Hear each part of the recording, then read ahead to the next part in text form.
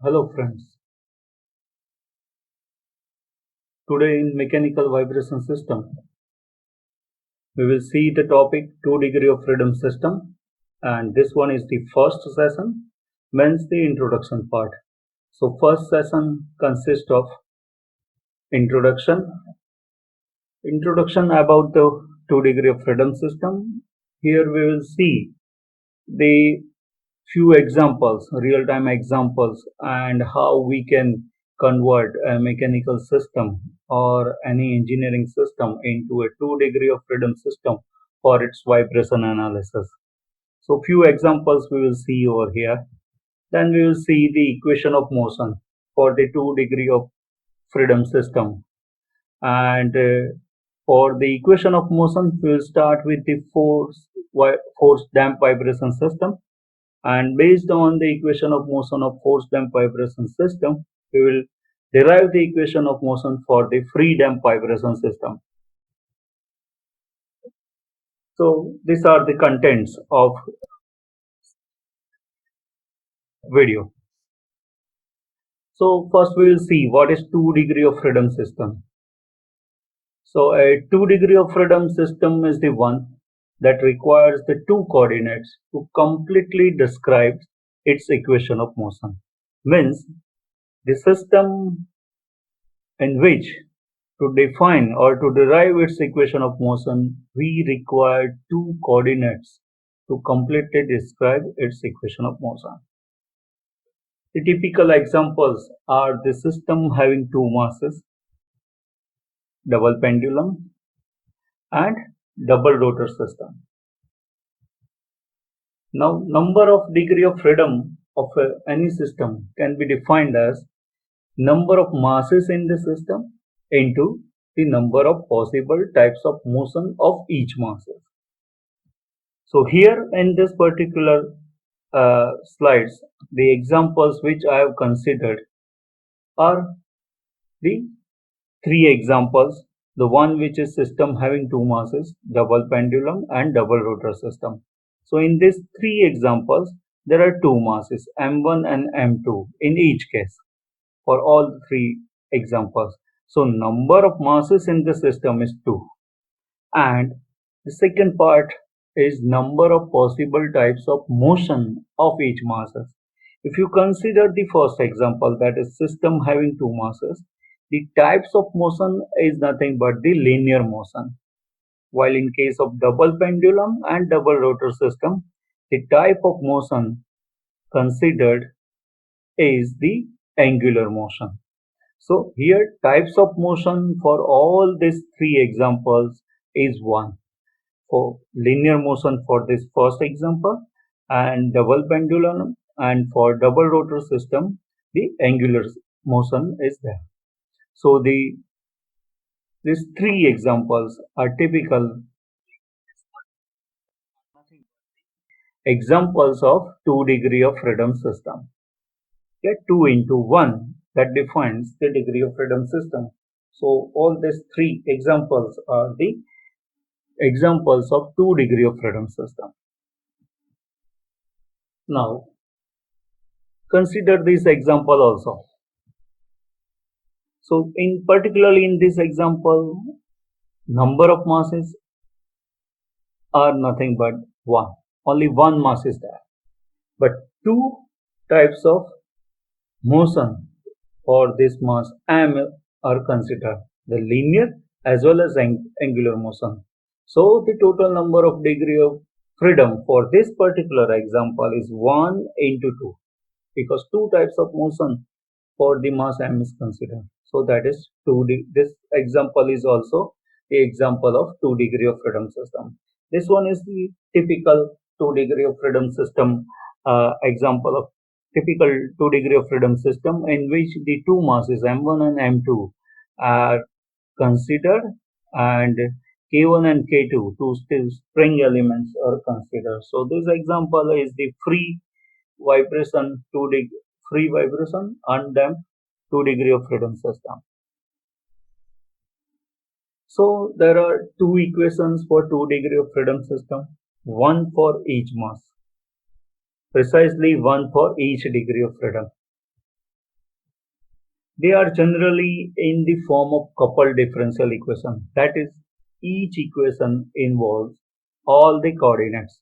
Means if you define or derive the equation of motion for mass m1, which includes x1 as well as x2 coordinate.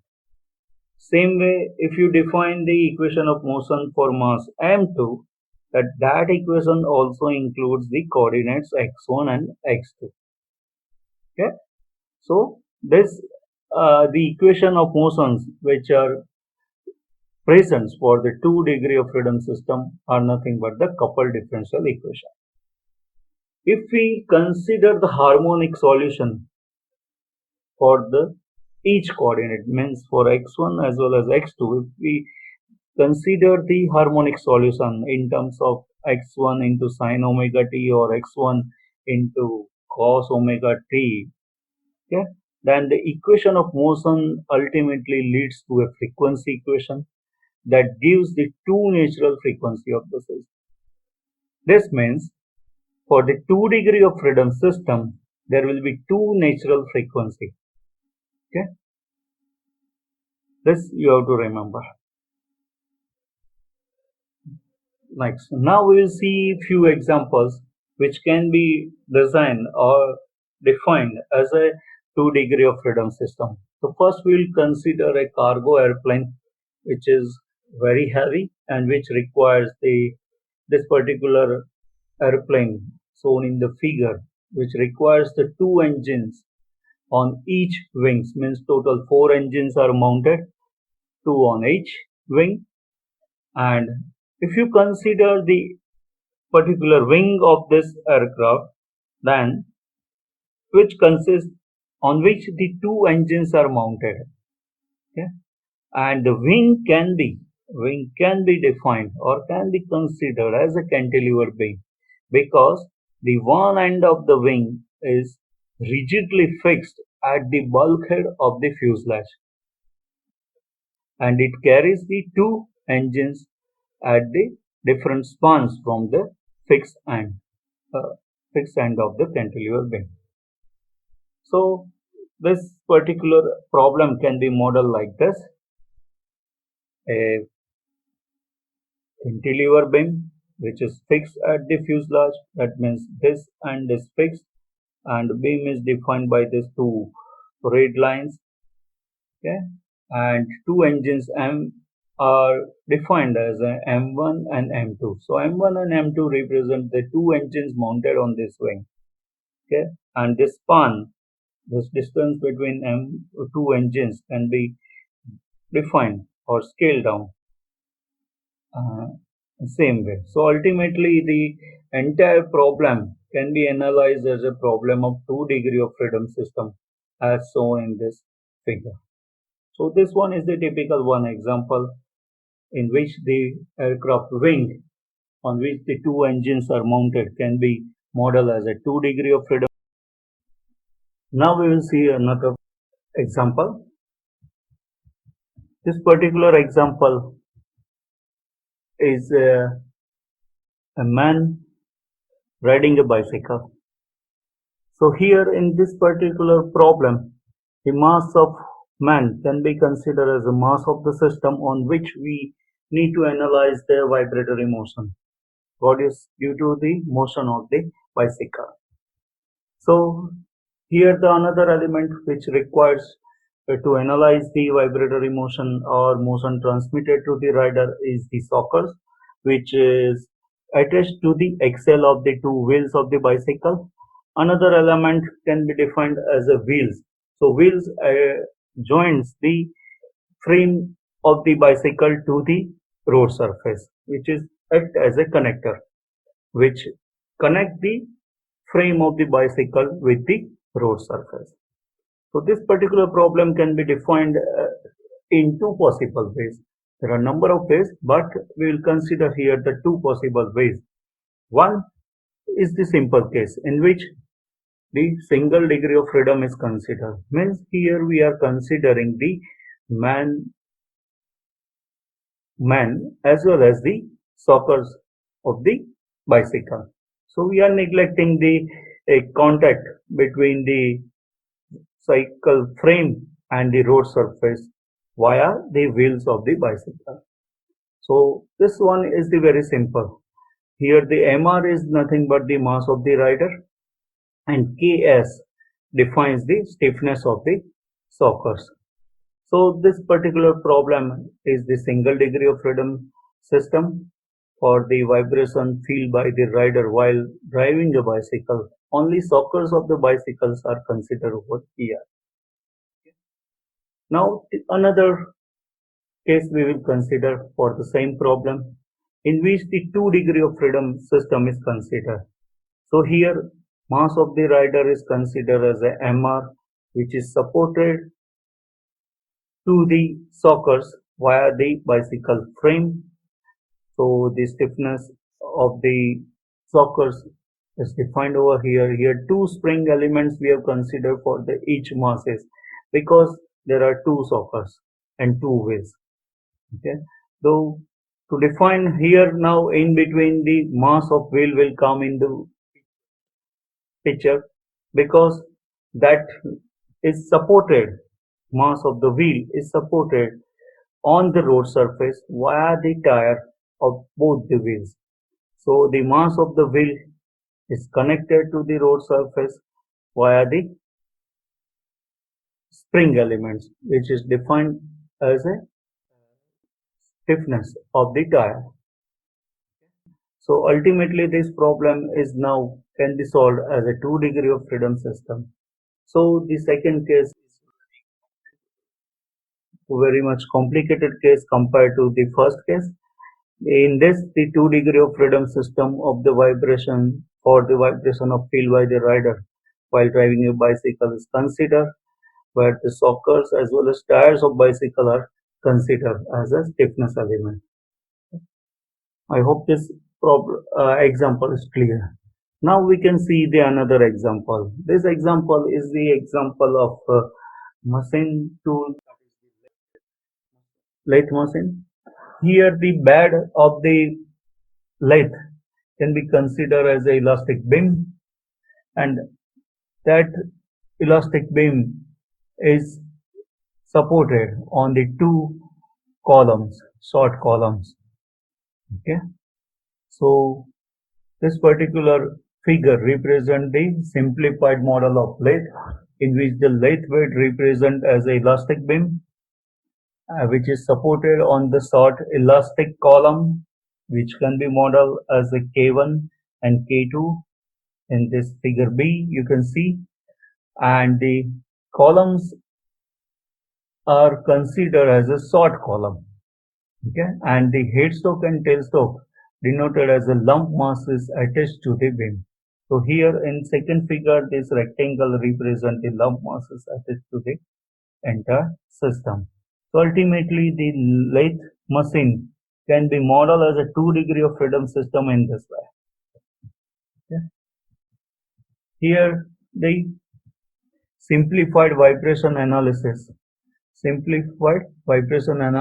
of the lathe bed is treated, and the lathe bed is treated as a rigid body of total mass m and mass moment of inertia Jo about its center of gravity Cg, resting on springs of stiffness K1 and K2 as shown in this figure. What? So the displacement of this system at any time means at particular instant of time. If we consider the displacement, then the displacement can be defined as a linear coordinate, that is xt, which indicate the vertical displacement of the beam, means in this way. Alright? And the angular coordinate theta t denote the rotation of mass, that is the rotation of this elastic beam about the Cg, means this angular displacement of the elastic beam with respect to Cg, that is theta of t. Means there are, for this particular case, one mass is there, that is the mass of the elastic beam, that is the nothing but the lathe bed, and there are two types of motion. One is the vertical motion, that is the linear motion, and rotation of the lathe bed with respect to Cg, that is nothing but the angular motion. So this typical example is also the example of 2 degree of freedom system. Now we can consider another example of the four-wheeler. Okay, again the same way as we consider in the last previous slide, that is the example of lathe machine. Okay. Here also the car body can be defined as a beam, and for the vibration of car in vertical plane, a 2 degree of freedom system can be modeled like this. So body or the chassis on which the entire body framework is mounted, that can be considered as a beam with the center of gravity CG, okay, and front and rear suspension or the wheels can be considered as a spring element. So here the body is idealized as a bar of mass M and mass moment of inertia J O, supported by the rear and front wheels, that is suspension of spring stiffness K1 and K2. So here in this case also the displacement of the car at any time, at any instant, can be specified by the linear coordinate x of t, denoted by the vertical displacement of the CG of the body and the angular displacement of the body about the CG, that is theta of t. So here again, same as the previous example of lathe machine, this problem of the vibration of the four-wheeler can also be defined as a 2 degree of freedom system. Here the mass of the chassis can be considered as a single mass, while the two types of motion can be there, linear as well as can be considered, that is linear as well as the angular motion. So typically it's a 2 degree of freedom system. Okay. Now we will go to the another topic which defines the generalized as well as principal coordinate. As is evident from the system shown in example, we have seen the examples of airplane, man riding a bicycle, lathe machine, as well as we have seen the case of four-wheeler. Okay, in all this thing, all these examples, the configuration of the system can be specified by a set of independent coordinates such as length, angle, or some other physical parameters. So in such set of coordinates, any such set of coordinates is called as generalized coordinates, which includes the mass, length L1 and L2, spring stiffness K1, K2, okay, and displacement coordinate x and theta. So all this generalized, all this entire set of the coordinates is called as the generalized coordinate.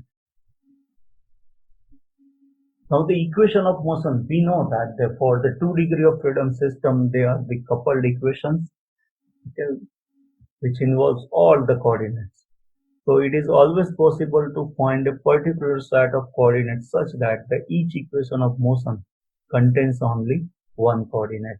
Means here we have considered for the linear motion, the two coordinates x1 and x2 are considered. So there must be a relationship between x1 and x2 such that we can substitute in the equation of motion and we can simplify those coupled equation motion into the uncoupled motion. So the equation of motion are then uncoupled and can be solved independently of each other. Such a set of coordinates which leads to uncoupled system of equation is called the principal coordinates. Okay? This means the coordinates which are useful to uncouple the equation of motion, they are called as principal coordinates. These are nothing but especially the displacement coordinates or velocity coordinate or acceleration coordinates. Okay. Now we will go to define or to derive the equation of motion for forced vibration system. Consider this figure. This figure represents the 2 degree of freedom system as it contains the two mass M1 and M2. Okay. So consider the viscously damped 2 degree of freedom system spring Consider a viscously damped 2 degree of freedom spring mass system. The motion of system is completely defined by the coordinates x1 of t and x2 of t, which define the positions of masses m1 and m2 at any time instant t from the respective equilibrium position. Okay? So x1 of t and x2 of t are given in this particular figure for the m1 and m2 respectively. As we have considered the force damped vibration system, the external forces F1 of t and F2 of t act on the masses m1 and m2 respectively. So F1 of t is acting on mass m1 and F2 of t is acting on mass m2. So this slide describes the 2 degree of freedom system, which is the force damped vibration system. So now from this configuration diagram, we can define we can obtain the free body diagram. If you consider the mass m1 and x1 is towards the right hand side, the k1 is under elongation. So the resisting force due to the spring element is towards the left, that is k1 x1. Same way, resisting force due to the damping coefficient C1 is C1 x1 dot towards the left. As motion of mass m1 towards the right, okay? So, the spring K2 is under compression. So, that part can be considered as a K2 x2 minus x1, and that is towards the right. Okay. Same way, on the mass m1, the damping force is C2 x2 minus x1 towards the right. Okay. And when we consider the mass m2, the different forces acting on mass m2 is shown over here. Here the motion of mass m2, that is x2 towards the right. So this defines the free body diagram. Now one by one we will see, and we will solve the equation of motion for mass m1 as well as for mass m2. Okay. Now considering this free body diagram, first let us consider the mass m1. The force acting on the mass m1 is this restoring spring force towards the left, that is k1 x1. C1 x1 dot, that is the restoring damping force towards the left. Here x1, that is motion of mass m1 towards the right, and the k2 x2 minus x1 is towards the right, and c2 x2 minus x1 is also towards the left. So applying Newton's second law to the mass m1, okay, the equation of motion can be defined like this. That is m1 x1 double dot, that is inertia force k1 x1 plus c1 x1 dot. These three forces are towards the left, so they are considered as a positive, while the k2 x2 minus x1, c2 x2 minus x1 dot, as well as f1 x towards the left hand side, they are considered as a negative. So ultimately the equation of motion for mass m1 is defined like this. So further simplified by considering the damping coefficients and the spring elements, we further simplify the equation of motion like this. That is m1 x1 double dot plus c1 minus c1 plus c2 into x1 dot minus c2 x2 dot plus k1 plus k2 x1 minus k2 x2 equal to f1. Same way we can consider the mass m2, and applying Newton's second law, we can obtain the equation of motion like this: m2 x2 double dot plus k2 x2 minus x1 plus c2 x2 dot minus x1 dot plus k3 x2 plus c3 x2 dot equal to f2. Again, further simplification we can obtain this equation as m2x2 double dot minus c2x1 dot plus c2 plus c3x2 dot minus k2x1 plus k2 plus k3x2 equal to f2. Now we have derived the equation of motion for both the masses m1 and m2 in this form. These two equations are coupled second order differential equation. As in first equation we can see that x2 term is there.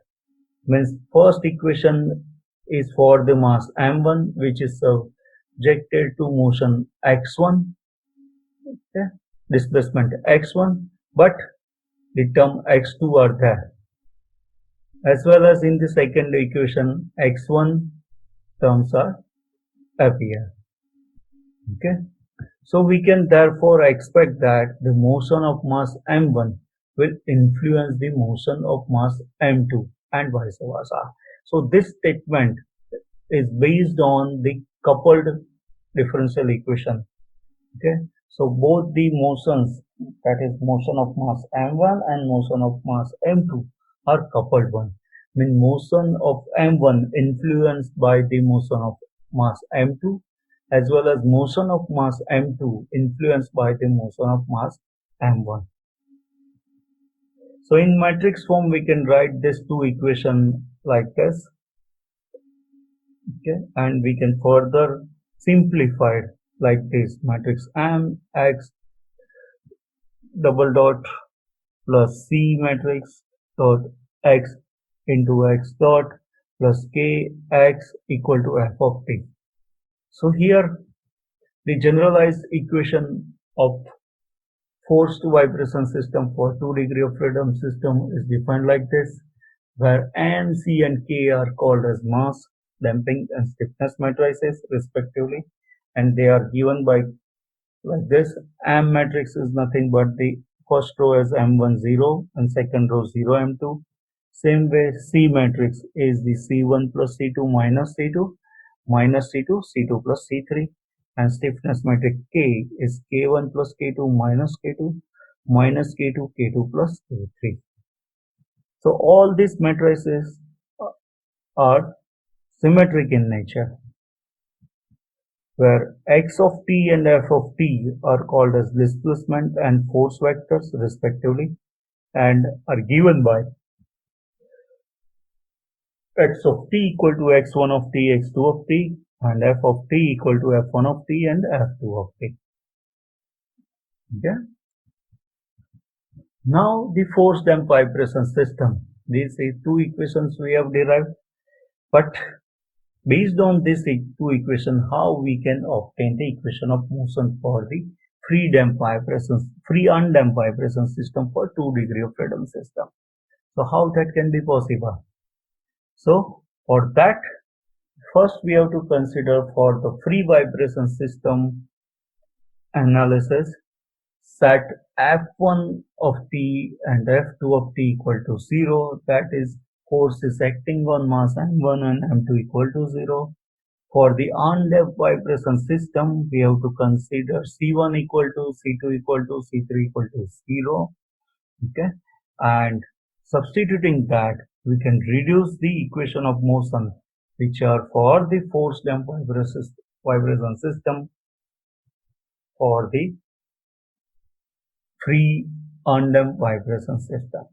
So ultimately, the equation of motion for the free undamped vibration system are obtained from the equation of motion of force damped vibration system by considering external forces F1 of t and F2 of t equal to 0 and damping coefficient C1 equal to C2 equal to C3 equal to 0. So these two are the equations of motion for free undamped vibration system. Right? I hope this is clear. Thank you very much.